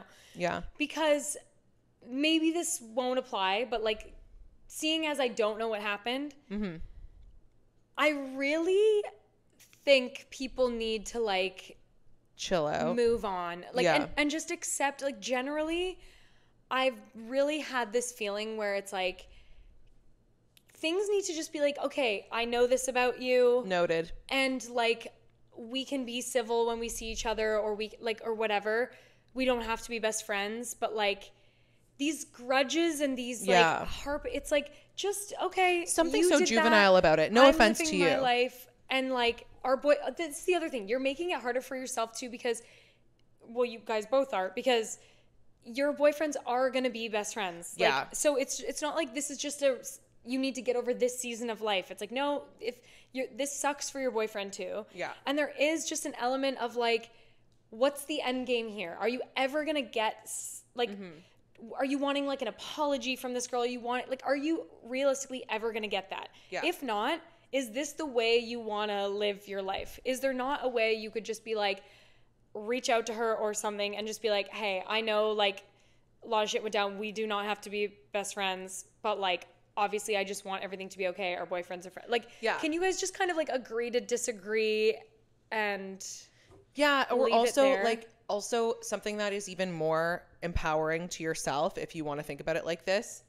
Look at our computers. Oh my goodness. Guys, our computers are having a love affair with each other. Do you think MacBooks get together and like communicate? I bet they're talking to each other right now. Oh. No, but I wish they could fucking tell us how to do the tech for a podcast. Jesus. Yeah. But No, there's something about them being together because like we opened them at different times again when we came back from Yeah, our and little also break. I didn't know I had a screensaver, but okay. And I didn't know it was that. Yeah, why did you have woodland bucolic shit? land. Yeah, bucolic. Okay, that was what it said. Did I tell you it said that on the invite to the wedding I was at? Yes. It was like, it's bucolic. I was like, whatever that means. They were like, wear wedges. You know what? I only learned what bucolic was in my American studies. Were they through my American studies because degree. they were describing the great pastoral, bucolic, the lands of America, Wyoming. Yeah. Yes. Well, I was just going to say something about, I was just going to say a more empowering way to go is being like, I don't give a fuck. I don't care enough about you that I care if you come to my wedding or not. Like, that's Right. also kind of just sick. Just like, Right. let You're the whole not thing go. affecting Like, my- yeah, bitch, you're crazy, but I really don't give a shit. I do not care if you're at my wedding. And like she will be the uncomfortable one. Like imagine having yeah. to go to the wedding or your day, engage a babe. party of your enemy. Yeah, exactly. It's But I do understand being like, ugh, I just don't. I get want her that, there. but I Yeah. think like, you know what? Like you won't even think about it especially on your wedding day. You will not be thinking about basically 90% of the people at your wedding. The only so. thing that would really suck though is that like it depends what this best man is like, but it's like it would suck if she's kind of taking him out of it or like if he doesn't stay as late or something because she wants to go. Well, that's his issue, and then that's your fiance's issue for being best friends with someone like that. Yeah. So, no. I think I wonder what your fiance says in all of this. I do wonder what your fiance says, and I also wonder what the fucking fight was about. Way to leave us wanting more. I know. The hell?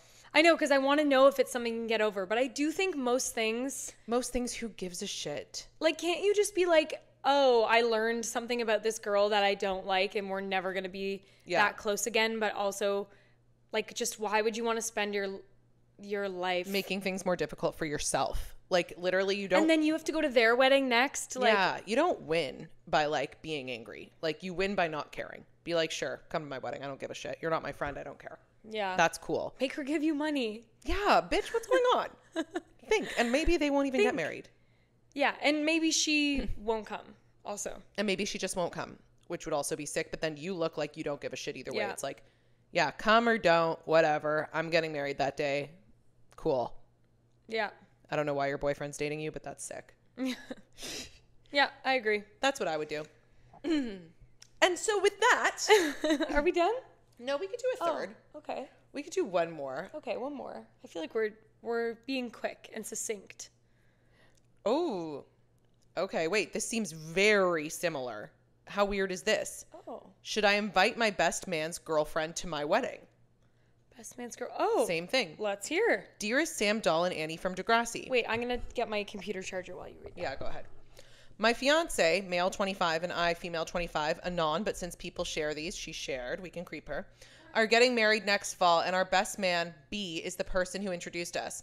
I've been friends with him since I was in elementary school, and we dated a bit as teens. He is my fiance's best friend. They met end of high school. His girlfriend, D, and I were kind of friends and had even been hanging out a bit on our own more recently before this all went down. But I've always felt like she didn't really like me. So back in the winter, my fiance asked B to be his best man, and the next day I have a dinner party for my girlfriends to ask them to be my bridesmaids. We all go out to a Taylor Swift night afterwards and happen to be hosted by the brand that was owned by D and B's ex-roommates. Okay. So D, this is the girl, has been friends with the girls working that night for years, but they ended on bad terms. One of the girls punched D in the face once. But that didn't have shit to do with me. And I was there to celebrate, so I was cordial with them, took free drinks they offered me, posted pictures tagging the brand for a Taylor Swift vinyl raffle, enjoyed my night, and didn't think anything of it. The end of the day, D messaged me like, not this brand, which was her passive-aggressive way of calling me out. Because she was at that brand party. Okay. I don't do passive aggressive shit and was going to wedding dress shopping, so I just liked it because if you have something to say it. Good for you. Anyway, No, liking it's petty. But I don't care. No, I don't care. But I think if you say like not this brand, I'd be like, oh, what? Okay, yeah, like I was with this brand. Like I don't think that's petty. I'm like, okay, what are you saying? I don't know your business. But she does. Okay, someone punched her in the face. No, she does know the business, so liking it would be like doubling down. I know. What else would you do? Be like, LOL, yeah. Yeah, or just it would be better to just not leave respond. it. Yeah, but anyway. Anyway, she force unfollowed me everywhere. Oh God. And when I realized People a month are later, so weird. I messaged her and asked why, and she left me on red. So I had my fiance message B. B wasn't doing anything to help us understand what I had even done to warrant that. But finally, messaged me with a whole bunch of pent up shit saying to drop it before I ruin my fiance's last friendship to be. To clarify, my fiance has 6 groomsmen, and the friendships she was referring to me ruining were abusers who we stopped associating with years ago. She also said I was basically wrong for going to the Taylor Swift night because I knew how she felt about those girls. Meanwhile, DMB have been friends with the aforementioned known abusers and even lived with one of them recently. But yeah, I was wrong for going to the Taylor Swift night, and I didn't know was hosted by a girl who punched her once and was friendly with her for like 3 hours. So we fight in the DMs a bit, and I uninvited her to the wedding. A few months have passed. My fiance and B have talked about it, and B said he doesn't want to ruin the friendship between the guys. But I'm like, what the fuck am I? What the fuck am I? Do I just not matter? We were friends first. He also said he is still allowed to be in the wedding, but she wants him to leave as soon as the best man duties are over, like after his speech or whatever, which isn't okay with us, and my fiance said as much. B assured him he wouldn't leave early, though, but she basically thinks I've irreparably betrayed her by going to this Taylor Swift night, and she's very stubborn and won't forgive me, even though pretty much no one but her thinks I did anything wrong, except for say a few rude things when we fought, but clearly so did she. Sorry. Okay, let me just see how long this is. Oh, okay. Anyway, so now it goes, I keep bringing it up to my man like we need to fix this relationship. I'm willing to invite her if it smooths things over, but he keeps brushing it off. He thinks they're going to get engaged eventually, and honestly, I'd be pretty upset if I didn't get invited to their wedding, and my fiance did because I'd been friends with B for over 10 years. He's in our wedding because we both love him. We're making our wedding site to save the dates, and I need to know if we should put her name on it. I'm not going to apologize, and I'm not going to really try to be her friend again, but I just want this shit to be fixed because it's causing me a lot of stress. Don't know what will be easier, not inviting her by risking her being crazy from afar and calling B and telling him to leave, or him having to check in with her all night, also possibly not repairing the relationship before they get married and me not being invited to their wedding. Also, some personal lore in case that story didn't make me instantly recognizable to anyone who knows us. I was an extra on Degrassi from grade 7. Okay. Wait, am I not supposed to say this part? Oh, I did a lot of episodes with you, Annie. Oh, okay. But why would I know that from the story, from just your words? I don't know. I am pretty prominent background character in a lot of scenes you're in. I need to see your face. We interacted a couple times and you were always so sweet. Oh, good. Wow. It's my favorite show. Maybe she means when you creep her. Oh, okay. Because, obviously, I don't know what you sound like. Okay. Okay. My advice is similar. People care too much about being right. Yeah. And I do think this girl sounds crazy, but I do unfortunately think you've kind of stooped to her level. I don't think you're crazy. I just think you've been petty. You got petty. I just think she for sure took something so small and blew it out of proportion, but you are perpetuating it. Yeah. Or you're at least you're playing into this little game where you've now made your life difficult, like the girl before, mm-hmm. and you gave us a little bit more about what happened, so mm-hmm. I can firmly say, just fucking move on from this. Yeah. Say, hey, I'm sorry if I did something to offend you. I really don't understand the extent of what I must have done mm-hmm. to have you react this mm-hmm. way. So can you help me understand? Or if you don't even want to get into it, say, anyway, I just want to say I'm really sorry if I've done something that made you mad. We're getting married. It would be a shame for there to be drama around this. We mm-hmm. love B mm-hmm. and things used to be great with us, and I just wish that that could we could move forward. And then if she wants to be well, no, fuck you, this girl clearly just wants her pain or whatever acknowledged. Mm-hmm. It's stupid, but it's just more what do you want to put up with? Do you really mm-hmm. want to deal with this shit? Yeah. I think people, I get how nice it feels sometimes to be in a fight with someone. Mm-hmm. Sometimes it actually does feel good. The best. When someone's crazy to be you're fucking nuts, bitch. You're not coming to my wedding and shit like that. But it's sort of I get how you got to this point, but now it's just you're just making your own life hard. And now clearly you're writing into a podcast being what the fuck do I do? Just put this to bed. Annie loves to weaponize the fact that you even write in, we need you, but she says. Anyway, write in, doll. Why are you writing into a podcast? No, but I just mean often doll. The people who write into doll, know what they're wanting to hear, and sometimes I need to. Sorry, I'm getting heated. No, I know. I'm just turning your mic volume down a bit. I need to tell you what maybe you don't want to hear, which is like, it's not that important to win if you're like fucking over yourself in the process. Yeah. So it's like, even when people are acting stupid, sometimes it's just easier to be literally like the bigger person and just be like, hey, I don't know what went. You don't even have to be like, I'm so sorry I went to the Taylor Swift night. Just be like, I really don't understand what happened here. Yeah. We don't need to get into it, but I just want to apologize if I've done anything to offend you. If she wants to be weird, then you have your answer. If that's all she needed to move forward, because also sometimes people just need to. Well, sometimes people, and I know this because toddlers are like, kids are like this. Oh. So this is like, do tell. Yeah, this is like a classic kid thing, because you don't really get how to regulate yourself yet. And like a lot of adults are like this too, obviously, because you have to kind of be taught and shown this like through parenting. Oh.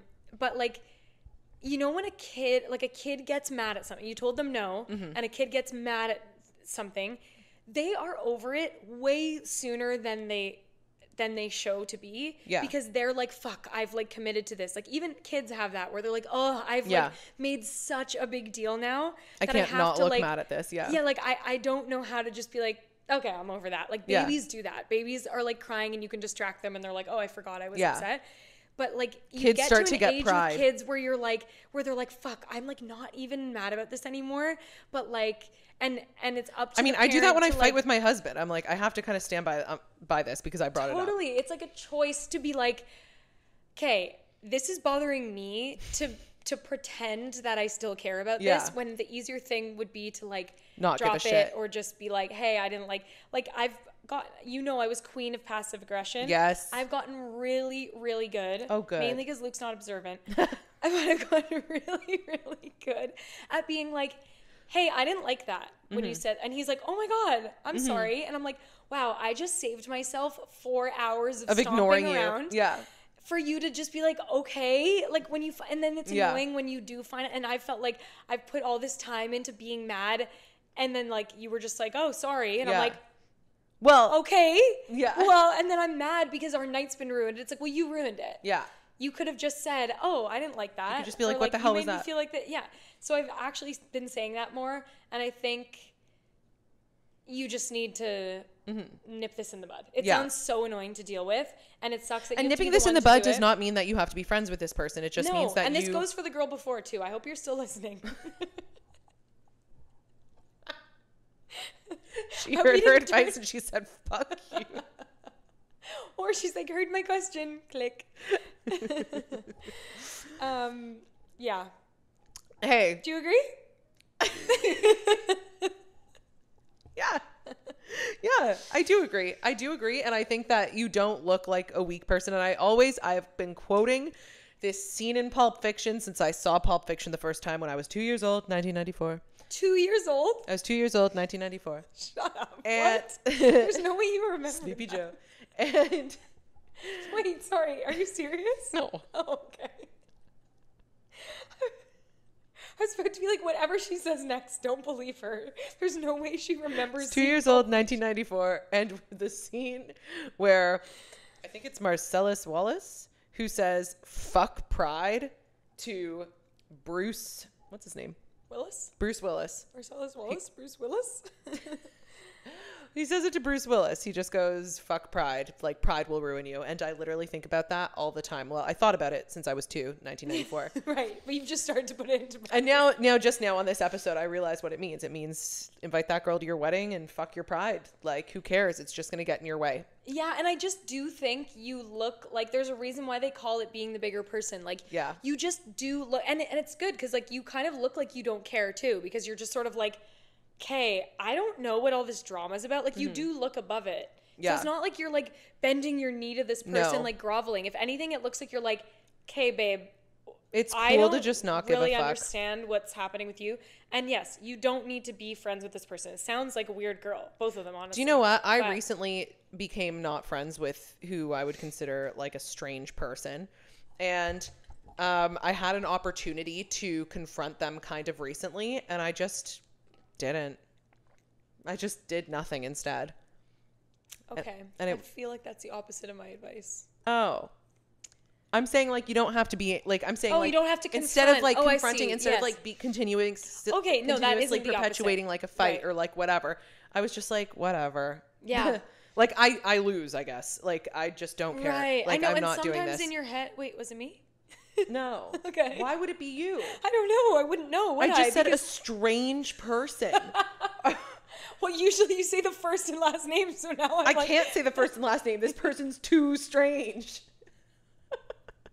I'm scared.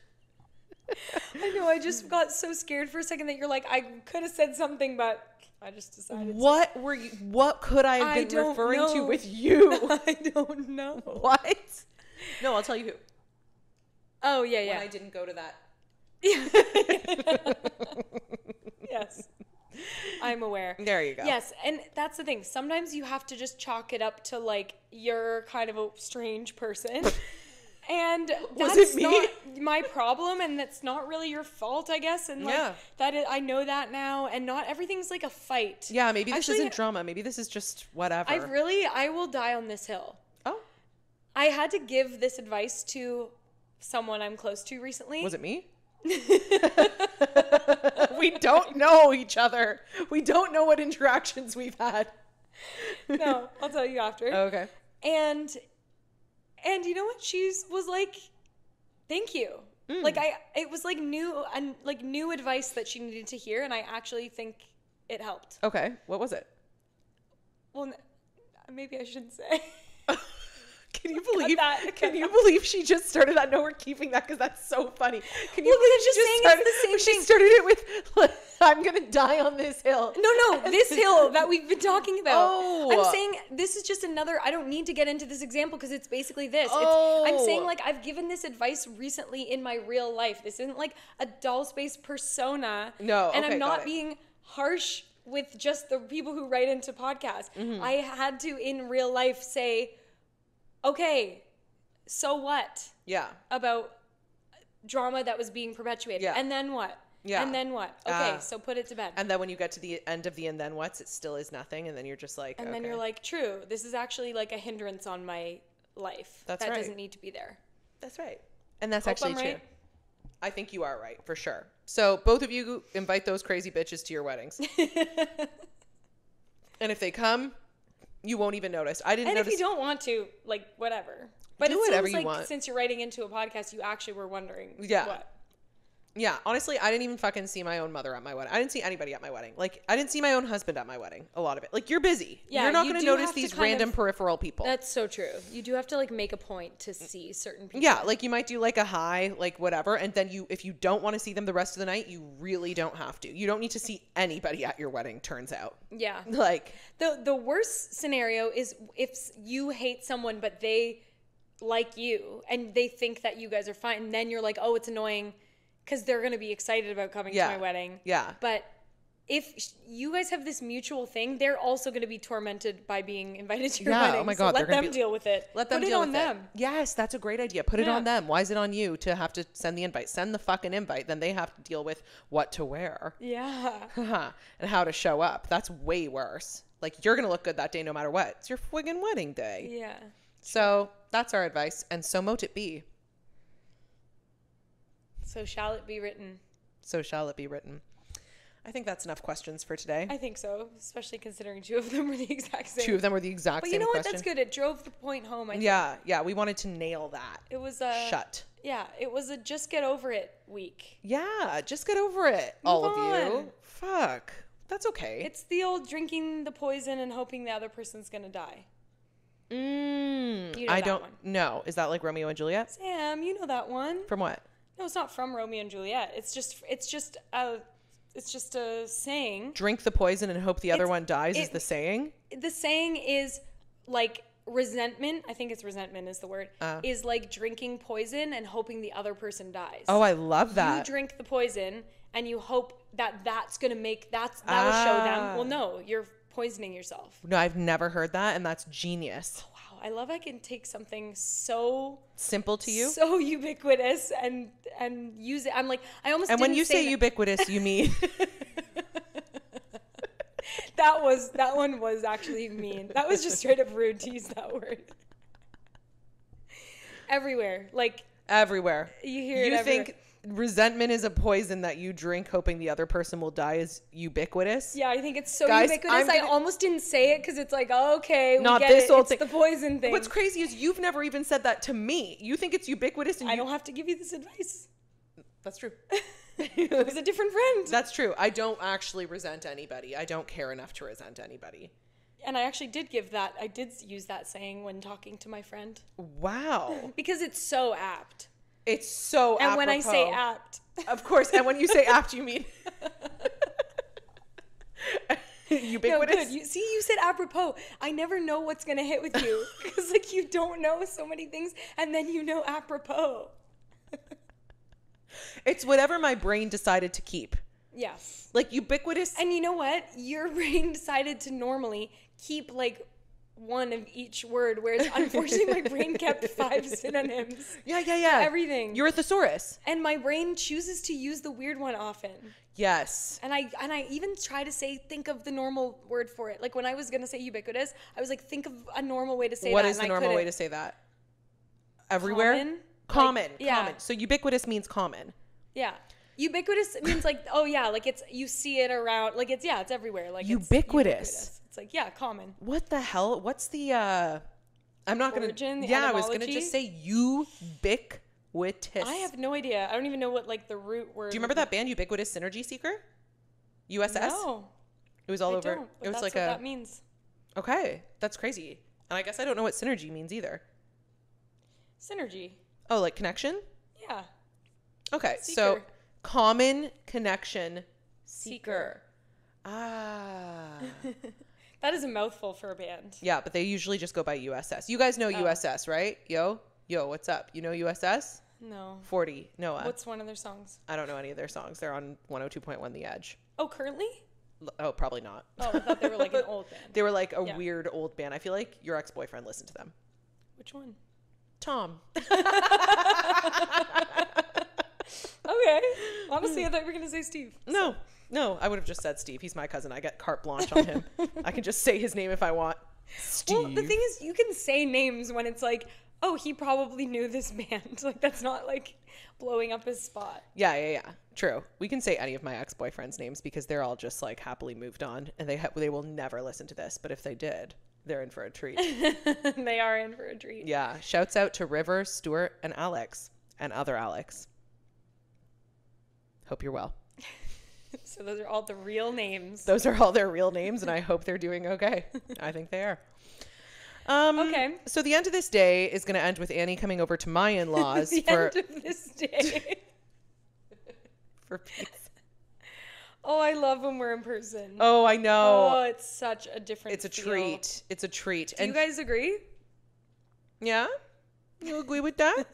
Guess what? We're going to be in person next week, too. Annie's going to come over to my apartment. And probably the week after that. And maybe both those nights you can sleep over and we can order food. Okay. Oh, I would love that, actually, Annie. Okay, Annie. Annie. But yeah, this day is going to end with with me going over to Sam's in-laws. Yeah, it's a real in-law party. Because my father-in-law has a pizza oven and he loves to make pizza. And before she comes over, I'm going to go home and take a bubble bath. Great. Is that allowed? Yeah, I might take a little nap. Oh, are and you? Go pick up my drunk husband. Oh, yeah. Have you heard from him? Our husbands are together. Speaking of a foursome, if you will. Our husbands are together. The Niagara Grape and Wine Festival. Yes, it's the Niagara Grape and Wine Festival, which is for some reason something everybody does here where they go to a park and drink wine from a barrel. I don't know. Something they like to do over here, and they go nuts for it. And they've been doing it like every year, and they never get bored of it. They're like, let's go to Grape and Wine, and they go to a public park. I can't say it enough. And it's raining. It is like a festival. They don't just go to a random park. It's like a yeah. It's all I did set go. up. I have gone to it in past years, but yeah. So if you want to fucking like fizzy drink or a wine in the park in the rain, you can go to Niagara Grape and Wine Festival. Next year, because by the time you're hearing this, it's going to be over. It's for sure. But gonna be anyway, weird. since we're in the country, I have to go pick him up because he can't. I'm going to grab some grapes on the way home. There was a grape stand. I told you. I told all of you too. There's a grape stand on the way home. What color grapes? They had, well, okay, guys, just so you know, I never have grapes in the house because LV can't eat grapes. No dog can, not just mine. No dog can eat grapes. If you don't know this, grapes, corn, avocado, but specifically grapes. Grapes will poison them and shut down their kidneys. Oh my God. It's what the worst random one. Foods. I know. I don't know why grapes, because they can have blueberries. That's very, like, having a dog sounds very like trying to eat when you're pregnant and you're like learning. You're like, oh, this is not when they talk, like, okay, raw fish, got it. Like, there's certain ones where you're like, I know I can't have this. And then when you're actually pregnant, you're like, whoa, what the fuck? The main one that stuck with me after I was pregnant was the soft serve, because that one screwed me up. Because I also realized I've had it since. Dairy Queen soft serve, right? Yeah. No, and the reason for it, the only reason this stuck with me is because the reason for it isn't because the soft serve is bad. It's the reason we all shouldn't have soft exactly. serve. Yeah. Like the reason, well, I feel like most of these pregnancy things are things that you should maybe avoid if you don't want to get sick, and then obviously extra avoid them if you're pregnant. But like, it's because they don't clean the soft serve machines enough. So like, it's just insane that's like why. It's not because of the milk. It's not because of soft serve. It's because they're like, these machines are too dirty, notoriously dirty, like dirty enough that like you could get sick. You could poison your child. Well, that's bad. Across the board of like all the soft serve machines that are in use, it is obviously been a consensus that they're dirty enough that it's worth listing them. You're right. So that's crazy. That means they must have some data on how rarely soft serve machines are cleaned. Yeah, and it seems like just clean them. Right? Just clean them. That one I have accidentally had, and it was fine. Also, last night, so I had a steak. And I asked for it medium because I know that you're supposed to eat like meat fully cooked. And it came so medium rare. It was fucking delicious. Yeah, like it was how I wanted it to be. Yeah. But it was like very pink. I will say really, really the red. one good thing about steak, which is just good to know because as you know, my family's in the steakhouse business. So I know a lot about steak. With other meats, like a burger when you don't know where the butcher's from and it's different meats, like, because the whole thing is, if it's the same cow and it's ground beef, you're probably okay. The reason is when it's like cheaper ground beef and it's from different cows, they can't monitor how the temperature's been or whatever. And that's when ground meat makes you sick. But steak is specifically the safest because all the bacteria in a steak lives on the outside. So as soon as you sear a steak, you're good. Like, okay, that's what I thought. That's why people can you have had steak told blue. Me something about that because I was like, okay, how can people can eat this? And then I was like, you know what? I don't eat a ton of steak, but like I've never gotten sick. No one ever gets sick from steak, so I was like, this is probably fine. You get sick from like a burger. And I'm like, if I wasn't pregnant, I would have ordered my steak this way. Yeah. And eaten it and not thought twice. And so like when I cut into it, I was like, fuck, because it was definitely like bloody. It was pink, yeah. Yeah, and but like not raw. But for the record, when I was pregnant, it's not like I'm like a good judge of this now, but like I'm just saying, like I never adjusted how I ate my steak. Joe would make me steaks and I'd be like, I like my steak rare. It's fine. Yeah.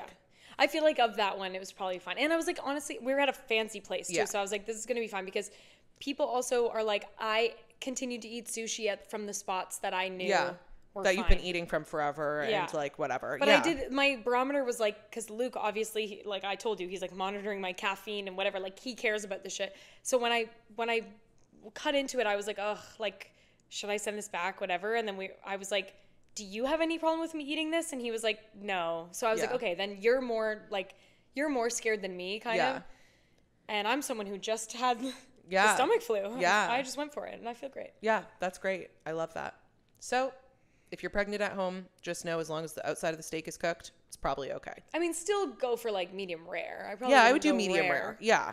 Oh, I'd go for rare. I wouldn't go for blue. The rule of thumb is pretty much for things to be like hot enough that they're steaming, and the steak was piping hot. So even though it wasn't like cooked fully through, it was so hot. Yeah, like it was probably fine.